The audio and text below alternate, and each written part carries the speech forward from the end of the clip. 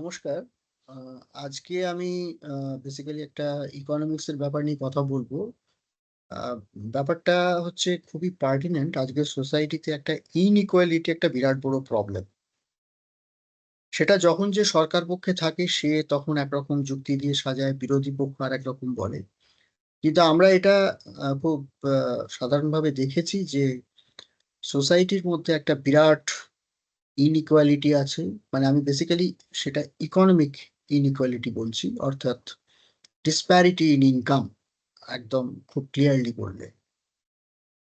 এবং এটা আ এর আগের একটা ভিডিও বার্তায় আমি বলেছিলাম যে এটা এক ধরনের মানে ingrained in the society এবং এটার থেকে খুব কুইক কোনো বেরিয়ে আসার কোনো রকম পসিবিলিটি আ দেখা যাচ্ছে না। বিভিন্ন অর্থনীতিবিদদের কথার মাধ্যমেও সেটা বেরিয়ে আসছে। সেটা আমি আ তার উদ্ধৃতিগুলো দেব। আর আ যেটা সবথেকে বড় প্রবলেম যেটা আমাদের সোসাইটি এবং কিছুটা ডেভেলপড সোসাইটি যেগুলো ইউরোপ বা ইউএস যদি দেখি, তাহলে সেখানে আ নিঃসন্দেহে আ আমাদের দেশের ইনইকুয়ালিটি অনেক বেশি। কারণ এখানে ধনীরা প্রত্যেকদিন ধনী হচ্ছে, আর যারা গরিব তারা আরো গরিব হয়ে যাচ্ছে। এটা সবাই বলে এবং সবাই এটা অ্যাকসেপ্টও করে। এটার মধ্যে কোনো বিরাট তর্ক আছে বলে আমার মনে হয়। এখন আ পৃথিবীর বিখ্যাত যারা অর্থনীতিবিদ কালে, কালে এসেছিলেন এবং তাদের মধ্যে একজন অ্যাডাম স্মিথ, তারপরে জন মেনার্ড কেইনস, মিল্টন ফ্রেডম্যান, এরা তাদের অর্থনৈতিক ধ্যান-ধারণা দিয়ে আমি মনে করি একটা ইকোনমিক্স এর একটা ভিত্তি সোসাইটির মধ্যে তৈরি হয়েছিল এবং পরবর্তী সময়ে আ সামাজিক তত্ত্বের উপর ভিত্তি করে অর্থাৎ কন্ট্রোলড ইকোনমি। আমি যাদের নাম নিলাম তারা ফ্রি ইকোনমি, মার্কেট ইকোনমির কথা বলেছে। আর এখন কন্ট্রোলড ইকোনমি যদি বলি তাহলে কার্ল মার্কস। উনি ওনার আ তত্ত্বের মাধ্যমে একটা অর্থনীতিকে দেখিয়েছেন যেখানে আ একটা ক্লাস আ এর প্রশ্ন আছে এবং যেখানে একটা গভর্নমেন্ট কন্ট্রোল এর প্রশ্ন আছে এবং এটা আমি যেটাকে বলি যে এই ইকোনমিটা ফ্রি নয়, ইট ইস সর্ট অফ এ ফোর্সড। এই দুটোর মধ্যে একটা আ বস্তুগত এবং তাত্ত্বিক একটা ডিফারেন্স আছে এই দুটো তত্ত্বের মধ্যে এবং আমি আজকে আরেকজনের নাম নেব, যদিও তিনি ইকোনমিস্ট নন। তিনি ন্যাচুরালিস্ট। তিনি হলেন চার্লস ডারউইন। কিন্তু এনার তত্ত্বটা আমার মনে হয় যে ইকোনমিক্স এর ব্যাপারটার সাথে খুব ভালোভাবে খাপ খায় এবং সেই খাপ খায় বলেই আমি ওনার যে বক্তব্য আ সেটা আমি খানিকটা তুলে ধরব এবং তার সাথে, সাথে কার্ল মার্কসের কথাটাও আসবে এবং এই আ বক্তব্যগুলোর মধ্যে দিয়ে আমি যে ইনইকুয়ালিটির যে ইনএভিটেবিলিটি সেটা খানিকটা আমি এক্সপ্লেইন করব। তো ১ম যেটা আমি বলব সেটা হচ্ছে চার্লস ডারউইন মানে হচ্ছে ইভোলিউশন। সুতরাং ডারউইনের বিবর্তন তত্ত্ব বলে যে প্রজাতি সময়ের সাথে পরিবর্তিত হয়। নতুন প্রজাতি বিদ্যমান প্রজাতি থেকে আসে এবং সমস্ত প্রজাতি একটি সাধারণ পূর্বপুরুষ ভাগ করে। মার্কস কিন্তু বলতেন যে সামাজিক পরিবর্তনের জন্য বিপ্লব প্রয়োজন এবং সর্বহারা বিপ্লব পুঁজিবাদের অবসান ঘটাবে। কিন্তু এখানে খুব সুন্দরভাবে একটা জিনিস অ্যাকচুয়ালি ডারউইন কিন্তু মার্কসের সাথে তার খুব ভালো একটা আদান-প্রদান হতো।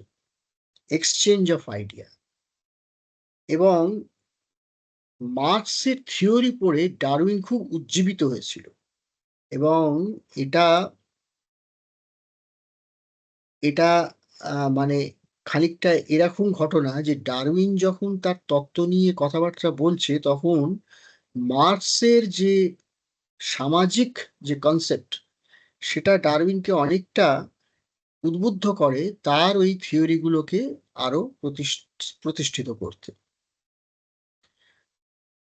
কিন্তু এখানে একটা জিনিস খুব ইন্টারেস্টিং, সেটা হচ্ছে যে দুজনেই কিন্তু বিবর্তনের কথা বলছে। একজন প্রজাতিগত আর একজন সমাজগত, এটাই তফাৎ, কিন্তু ইভালুয়েশন ইজ দেয়ার। তারপরে আমি আসছি অর্থনীতিতে। অর্থনীতিতে দুজনের ধারণাটা কি? না, অর্থনৈতিকভাবে ডারউইনবাদ ব্যবসায়িক মডেলগুলিতে প্রাকৃতিক নির্বাচনের ধারণা প্রয়োগ করে, অর্থাৎ ন্যাচারাল সিলেকশন। পরামর্শ দেয় যে সংস্থাগুলি পরিবেশগত পরিবর্তনের সাথে খাপ খায় না, সেগুলি ব্যর্থ হবে। আর মার্ক্সবাদী অর্থনীতিতে শ্রমের ভূমিকার উপর দৃষ্টি নিবদ্ধ করে এবং মজুরি ও উৎপাদনশীলতার প্রতি অ্যাডাম স্মিথের যে দৃষ্টিভঙ্গি, সেটার সমালোচনা। এখন এখানে এটা খুব শর্টে বলা আছে। এখন অ্যাডাম স্মিথ প্রোডাক্টিভিটির কথা বলেছিল, ওয়েজের কথা বলেছিল, এবং এই প্রোডাক্টিভিটিটা হচ্ছে অ্যাকচুয়ালি এফিসিয়েন্সি, এবং এই এফিসিয়েন্সির মধ্যেই ইনগ্রেন্ড রয়েছে যে যে যত এফিশিয়েন্ট হবে তার ইনকাম বেশি হবে, অর্থাৎ তার ওয়েজ বেশি হবে। এটা হলো ফ্রি, অর্থাৎ একজনের পোটেনশিয়াল অনুযায়ী তার রোজগার হচ্ছে। Adam Smith. মার্কস কিন্তু এই ধারণাটাকে সমর্থন করত না। মার্কস বলছে যে শ্রমিকই আসল, এবং সেখানে একটা ক্লাস কনসাসনেস এর প্রশ্ন আছে, অর্থাৎ শ্রমিক শ্রেণী এবং বুর্জোয়া। এবং এর থেকে বাঁচবার জন্যে যেটা আমরা দেখি যে কমিউনিস্ট কান্ট্রি বলে যে কান্ট্রিগুলো একটা সময়, এখন আর কেউ নেই, যেগুলো ছিল তাদের, এটা ঠিক কথা যে তাদের দেশের সরকারই ছিল আসল আহ, ক্ষমতার অধিকারী, অর্থনৈতিকভাবে এবং রাজনৈতিকভাবে, যে তারা পুরো সমাজটাকে একটা খুব, আমি বলবো, রিজিড একটা মেকানিজমের মাধ্যমে কন্ট্রোল করে চালাতো, সেটা রাজনৈতিক এবং অর্থনৈতিক দুটোই। অর্থাৎ এই যে ফ্রি কনসেপ্ট, অর্থাৎ আমার প্রোডাক্টিভিটি অনুযায়ী আমার ওয়েজ, বা আমার ইন্টেলিজেন্স অনুযায়ী আমার ওয়েজ, আমার ক্যাপাবিলিটি অনুযায়ী আমার ওয়েজ, এই তত্ত্বটা মার্কস কিন্তু তার থিওরিতে মানেনি, এবং যে দেশগুলো কমিউনিস্ট কান্ট্রি হয়েছিল তারাও মানেনি। তারাও কিন্তু ইকুয়ালিটি, অর্থাৎ আমার আজকের আলোচনার যেটা মুখ্য উদ্দেশ্য সেটা হচ্ছে ইনইকুয়ালিটি, আর এটা হচ্ছে ইকুয়ালিটি। অর্থাৎ মার্কসের থিওরিতে ইকুয়ালিটিটা আসা খুব স্বাভাবিক এবং ন্যাচারাল ছিল। আর ডারউইন কিন্তু ন্যাচারাল সিলেকশনের কথা বলেছে, সেটা কিন্তু বেশ ইন্টারেস্টিং। সেটাও হলো কি না, পরিস্থিতির সাথে সাথে যে কোনো অর্গানাইজেশন বা যে কোনো প্রতিষ্ঠান, সে যদি খাপ খাইয়ে নিতে না পারে তাহলে সে টিকতে পারবে না। তার মানেটা কি হলো? এখানেই কিন্তু আসছে সেই কম্পিটিটিভ এনভায়রনমেন্ট অ্যান্ড অ্যাডাপ্টেশন। অর্থাৎ আমি একটা এক্সাম্পল দিয়ে দেখাচ্ছি। কোডাক, এই কোম্পানিটার নাম আমরা সবাই জানি।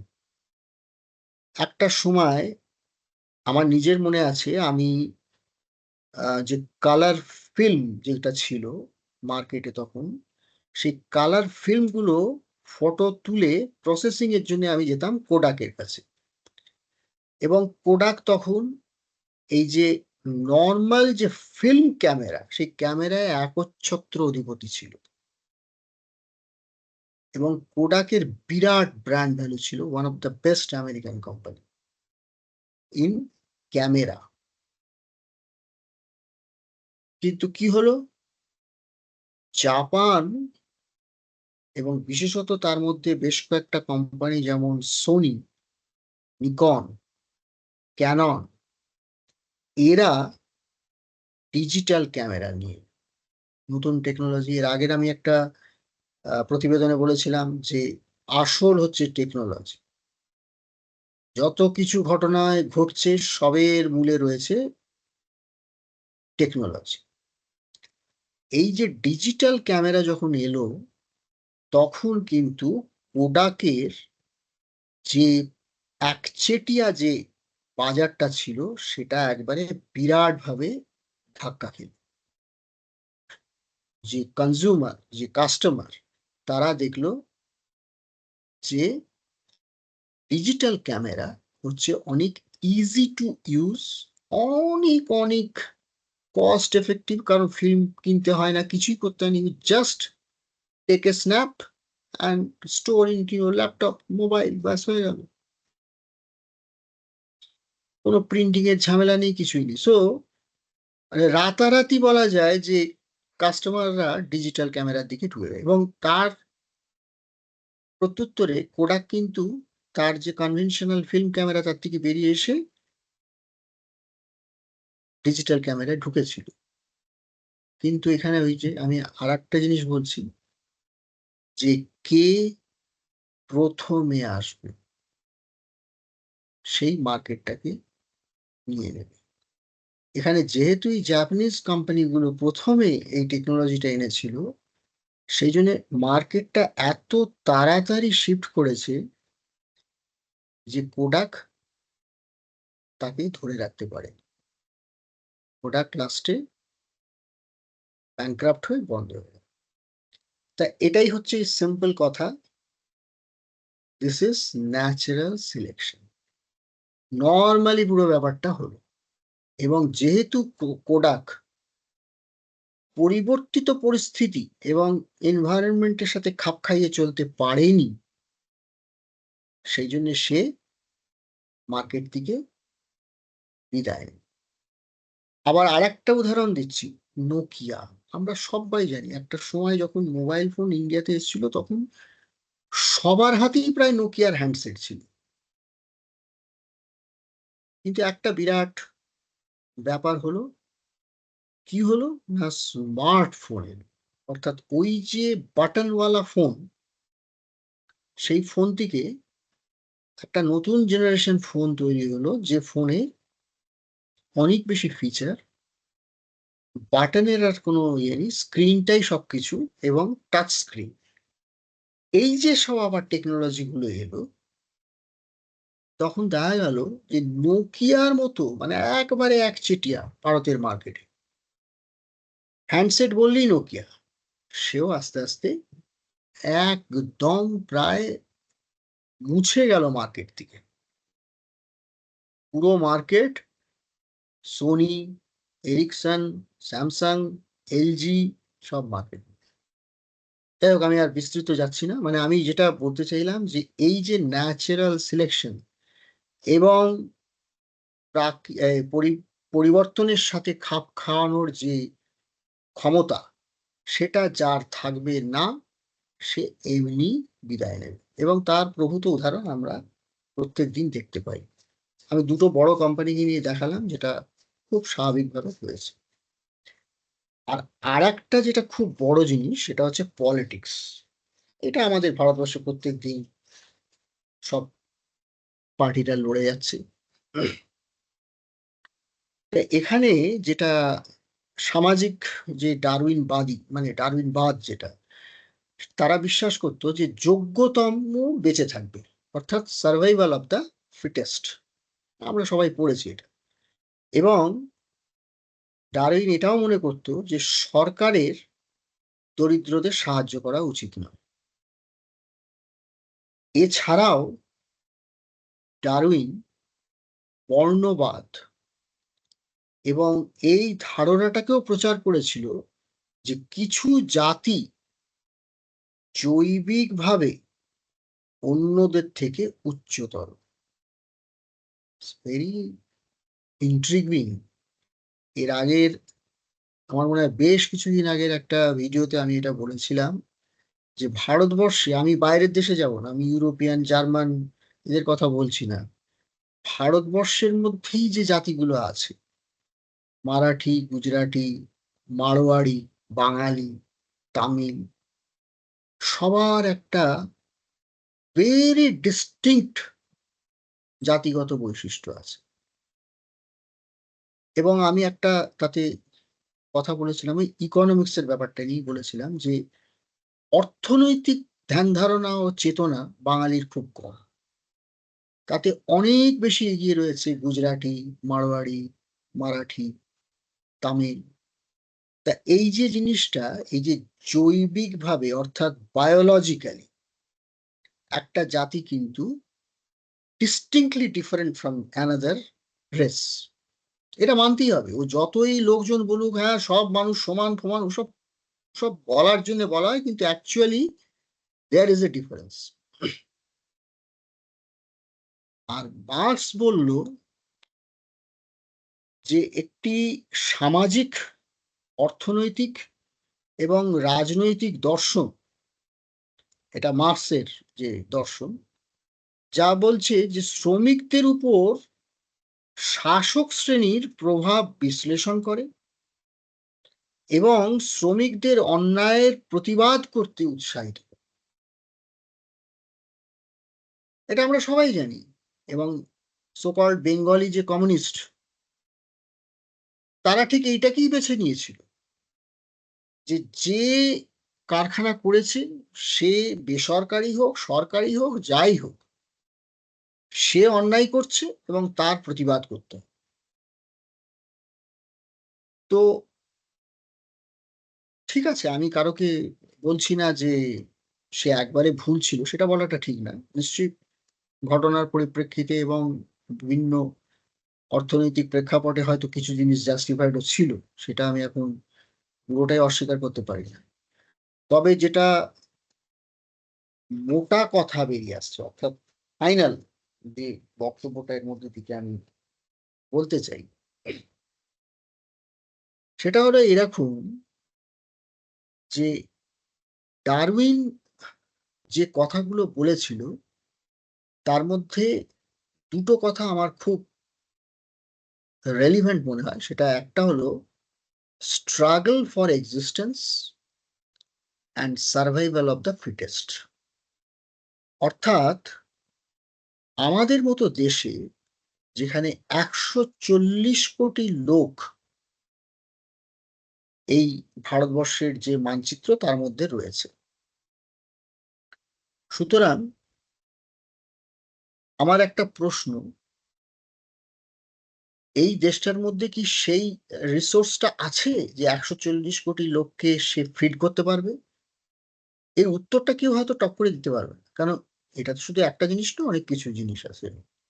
কিন্তু আমার যেটা ধারণা, যে সেটা হচ্ছে সেটা থাকলেও সেটা অ্যাকোয়ার করার জন্য কিন্তু একটা স্ট্রাগল থাকে এবং সেগুলো বিভিন্নভাবে আসে। প্রাইস রাইজ, ইনফ্লেশন, অনেক কিছু আছে। সেটাকে অ্যাকোয়ার করার পোটেনশিয়াল দরকার পড়ে। অর্থাৎ কেউ একটা সাইকেল কিনছে, কেউ একটা বিএমডব্লিউ কিনছে। তো এগুলো পোটেনশিয়ালের ব্যাপার। এখন প্রশ্ন হলো যে আমি যদি একটা বেসিক সাবসিস্টেন্স লেভেল ধরে নিই, সবার কি সেই ক্ষমতা আছে? আমার যেটা মনে হয় নেই। এবং সেখানেই আসে স্ট্রাগল ফর এক্সিস্টেন্স। অর্থাৎ আমাকে যদি বেঁচে থাকতে হয়, তাহলে আমাকে লড়তে হবে। লড়ে আমার লাইভলিহুডটাকে আমাকে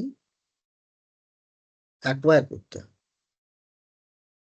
আর এখানে লড়ছে তো সবাই, কিন্তু রিসোর্সটা স্কেয়ার, সবাই পাবে না। সেখানেই আসছে যোগ্যতমের জয়। অর্থাৎ যদি 10 জন লড়ে, কথার কথা আমি বলছি, তার মধ্যে 2 জন খালি জিতলো, বাকি 8 জন কিন্তু পাবে না। 2 জন সার্ভাইভাল অফ দ্য ফিটেস্টের মধ্যে গেল। তা এই ঘটনাটা হচ্ছে খুব ন্যাচারাল। একে যদি আমাকে কাউন্টার করতে হয়, তাহলে আমার কাছে যে রাস্তাটা খোলা আছে সেটা হচ্ছে কন্ট্রোলড ইকোনমি, অর্থাৎ মার্ক্সবাদ, এছাড়া আর কিচ্ছু না। এখন এই কন্ট্রোলড ইকোনমি মানেই হলো, কন্ট্রোল কে করবে? কন্ট্রোল তো সরকার করতে পারে, আর কেউ করতে পারে না। কারণ কোনো ব্যক্তি কোনো সমাজকে কন্ট্রোল করতে পারে না অর্থনৈতিকভাবে। ধর্ম দিয়ে, ধারণা দিয়ে করতে পারে, কিন্তু অর্থনীতি দিয়ে পারবে না। সেটা সরকার করতে পারে। সরকার কি করবে না, তারা যে সো কল্ড যে রিচ, যে হ্যাভ পিপল আছে, তাদের কাছ থেকে ট্যাক্সের মাধ্যমে টাকাটা তুলে যে হ্যাভ নটস আছে, যাদের নেই, তাদের হাতে তুলে দেবে। তো এটা হচ্ছে কন্ট্রোলড ইকোনমি। তো সেখানে এটা ঠিক কথা যে সার্ভাইভাল অফ দ্য ফিটেস্ট বা স্ট্রাগল ফর এক্সিস্টেন্সটা খানিকটা কমে এলো। কিন্তু এখানে প্রশ্নটা হচ্ছে এই, যে এই পদ্ধতিতে দেখা গেছে যে যে শ্রেণীর কাছ থেকে, অর্থাৎ ওই যে উচ্চ বর্গ যার কাছ থেকে আমি জিনিসটা নিচ্ছি, সে কিন্তু তার যে প্রচেষ্টা, যে স্টিম, যার মাধ্যমে সে সেই ওয়েলথটা করেছিল, সে আর উদ্বুদ্ধ হবে না সেটা করতে, কারণ সে তো জানে যে আমার করে কি হবে, তো আমার কাছ থেকে সরকার নিয়ে নেবে। তো তার কাছে কিরকম হবে ব্যাপারটা, যে হয় সে একটা নর্মাল স্কেলে নেমে আসবে, অথবা সে দেশ ছেড়ে চলে যাবে। এবং এই ঘটনাগুলো হয়েছে অতীতে, অন্যান্য যেসব কমিউনিস্ট কান্ট্রি ছিল সেখানে এটাই হয়েছে। কারণ সেখানে এই যে ফোর্সড ইকুয়ালিটি, এটা অ্যাচিভ করতে গিয়ে কিন্তু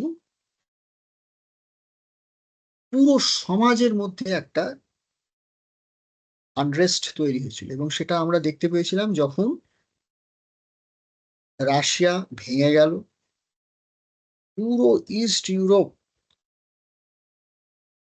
তারা তাদের কমিউনিজমের যে চাতাকল ছিল তার থেকে তারা বেরিয়ে এসে বলল আমরা আজ স্বাধীন হয়েছি।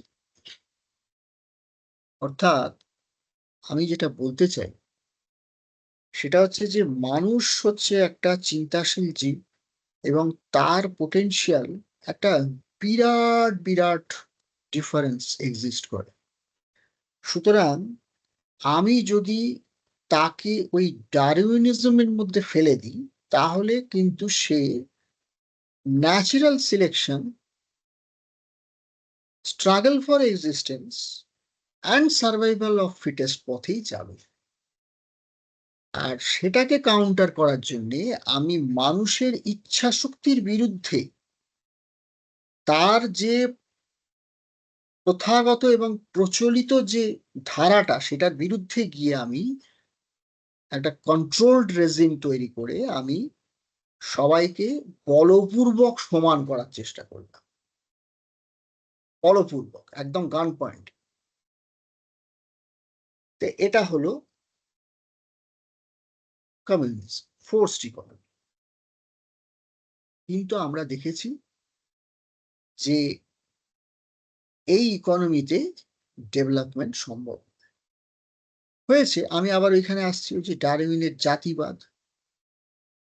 কিছু জাতি এই পদ্ধতিকে অ্যাডাপ্ট করতে পেরেছিল, এটা তাদের জাতিগত বৈশিষ্ট্য।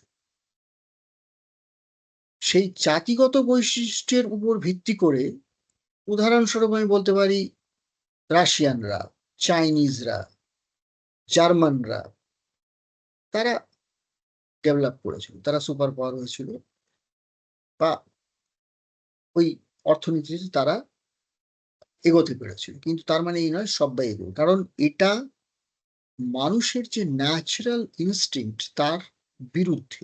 সুতরাং এরা এগোলেও এরা পরে সব আবার চেঞ্জ করেছে। আর ভারতবর্ষের মতো দেশের নিরিখে কমিউনিজম একদম টোটালি আনঅ্যাকসেপ্টেবল। এর কারণ হচ্ছে যে যে দেশে 140 কোটি লোক বসবাস করে,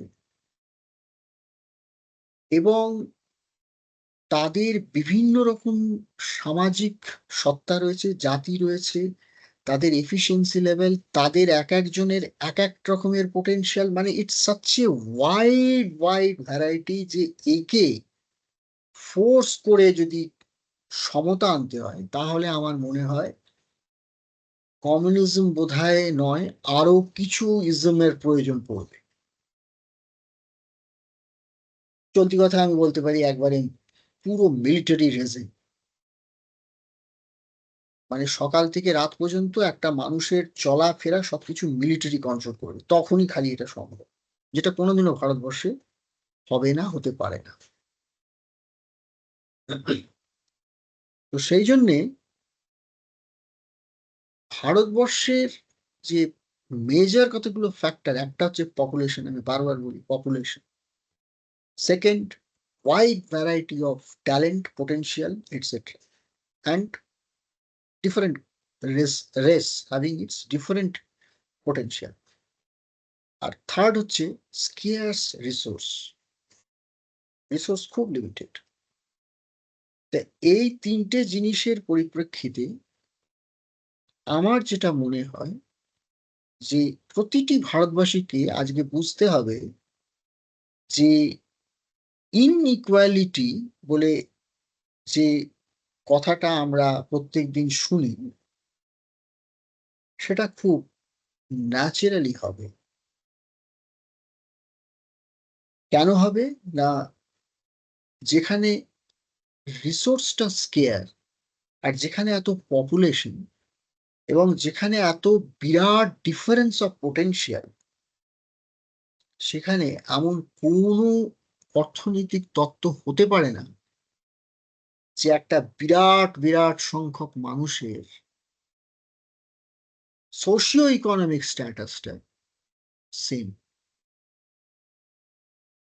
এ প্রসঙ্গে আমি একজন বিখ্যাত অর্থনীতিবিদ, এবং অত্যন্ত গর্বের সাথে বললে তিনি বাঙালি অর্থনীতিবিদ, নোবেল জয়ী অভিজিৎ বিনায়ক বন্দ্যোপাধ্যায়ের নাম নিচ্ছি। কিছুদিন আগে ওনার আমি একটা বক্তব্য শুনছিলাম এই ইনইকুয়ালিটির, উনি কোরিয়াতে প্রবাবলি বক্তব্যটা রাখছিলেন। তো উনি কতগুলো এক্সাম্পল দিলেন, তার মধ্যে আমি দু একটা এক্সাম্পল আমার ভালো লেগেছে এবং আমার মনে হয়েছে হ্যাঁ একদম পারফেক্ট। এবং একটা জিনিস তার মধ্যে থেকে বেরিয়ে এলো, সেটা আমি বলছি এর সাথে সাথে, সেটা হলো যে উনি বললেন টপ 10% এন্ড বটম 20%।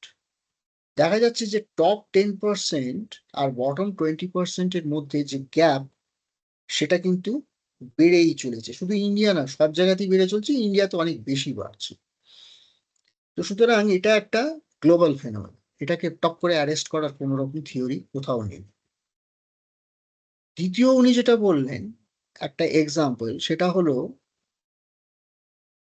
যে যে কোনো আমরা অর্গানাইজেশন গুলো দেখি, তাতে দেখা যায় যে একটা সিইও স্যালারি প্রায় 60 to 100 times বেশি হয় the average salary of the other grade of people.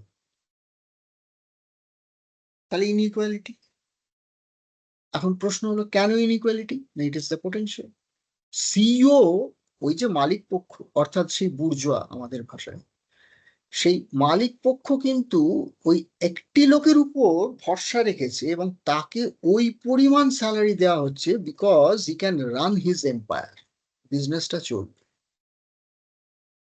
সুতরাং এই একটা ঘটনার থেকে প্রমাণ হয়ে যায় যে কত বড় ইনইকুয়ালিটি শুরু একটা কোম্পানিতে হচ্ছে। অর্থাৎ আমি বলতে চাইছি সেই কোম্পানিতে কিন্তু যে সিইও, তার থেকে শুরু করে যে একজন জেনারেল ম্যানেজার, একজন ম্যানেজার, একজন ইঞ্জিনিয়ার, একজন ওয়ার্কার, সবাই আছে।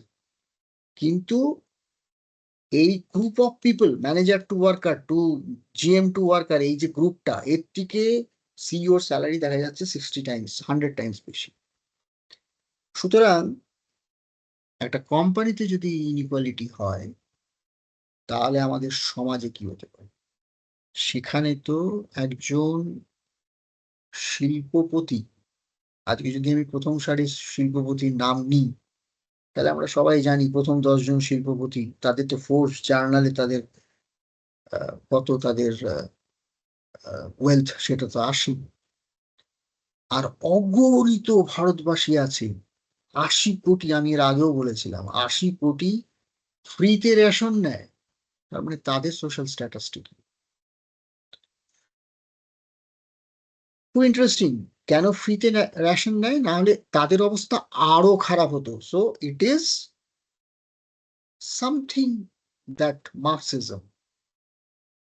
অর্থাৎ রেশন তো আর সেন্ট্রাল গভর্নমেন্ট বা স্টেট গভর্নমেন্ট যে মিনিস্টাররা বসে আছে তারা দেয় না, এটা এই যারা ট্যাক্স দিচ্ছে, দ্যাট হায়ার ব্র্যাকেট, তাদের টাকাটাই চ্যানেলাইজ করা হচ্ছে।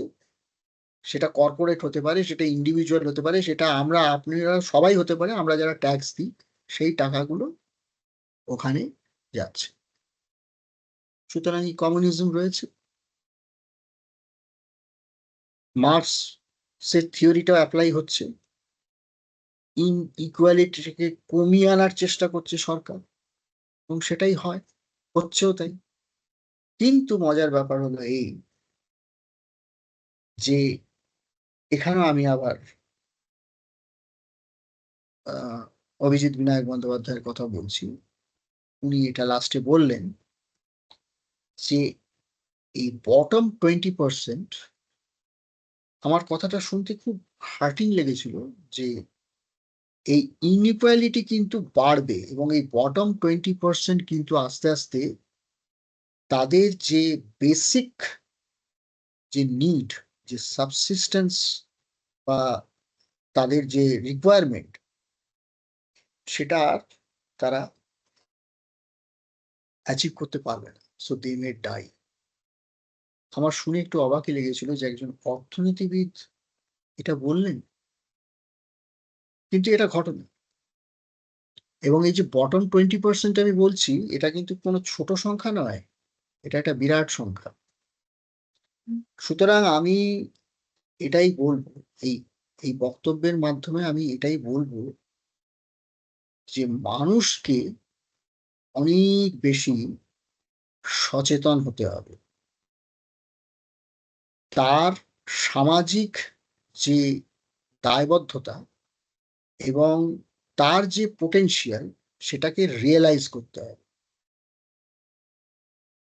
খুব সিম্পল ভাবে বললে, আমাদের এই যে বিরাট পপুলেশন, এটাকে কমিয়ে আনতে হবে, এবং তার জন্য কি ভূমিকা প্রত্যেকটা লোকের নেওয়া উচিত, সেটা বোধহয় খুব সাধারণভাবে তারা যদি চিন্তা করে তাহলে তারা সেটা বুঝতে পারে।